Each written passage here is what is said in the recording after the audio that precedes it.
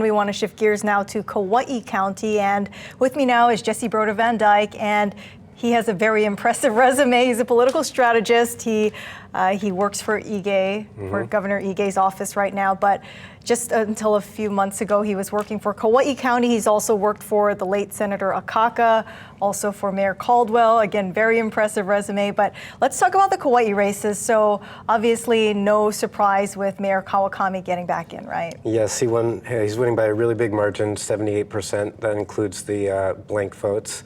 Unlike when I worked for Mayor Caldwell on Kauai, there's no winner take all in the primary. So even though he got over 70% in the primary, he still had to go through the general election. His opponent, Michael Pauai, got 17%.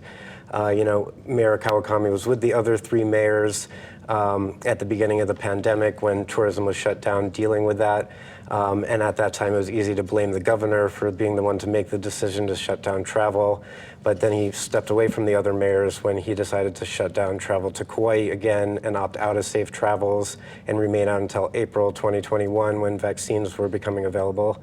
A lot of the opposition to him was in opposition to those policies. But I think this result shows that the voters on Kauai really appreciated going with the health over the tourism profits, at least for that period, and people question whether or not things would come back, but obviously things are pretty much gangbusters. Everything's at capacity right now, so there hasn't been much long-term effect. It was pretty challenging for mayors in general, because they're making decisions that aren't necessarily popular during that time, because it did affect some businesses, and you were right in the thick of it all, right? That's right. And Kauai is a particularly small, community-oriented place, so I think of all places that people appreciated, knowing that their kupuna would be safer with limited tourism coming.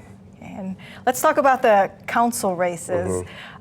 So it started off with 19 in the primary, whittled down to 14. Now they're choosing the top 7 who will go on to serve the next 2 years on the council. And so any surprises there based on the results from the first printout?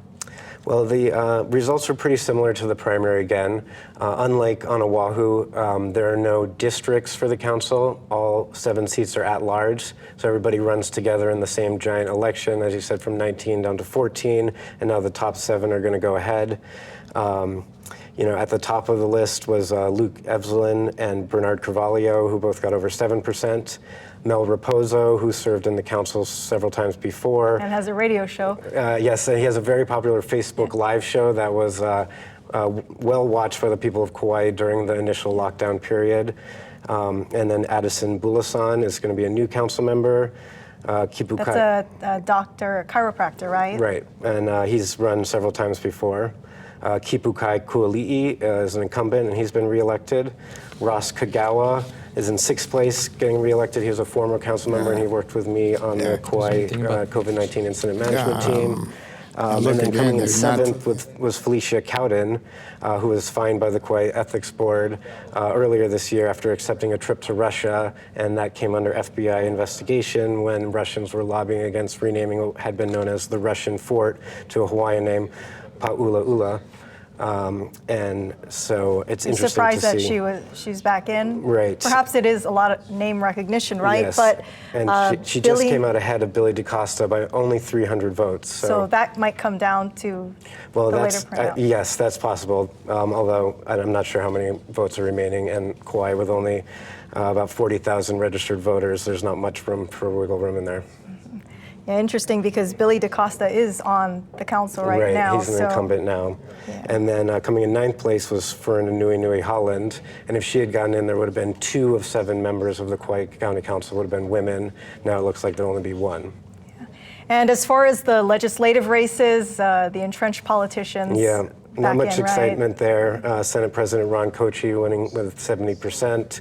Nadine Nakamura, James Tokioka, and Dee Moriwaka all coming back in with over 70%. So not much traction for the Republican challengers. Yeah. All right. Thank you so much, Jesse Broder Van Dyke, political strategist. Back over to you, Rick.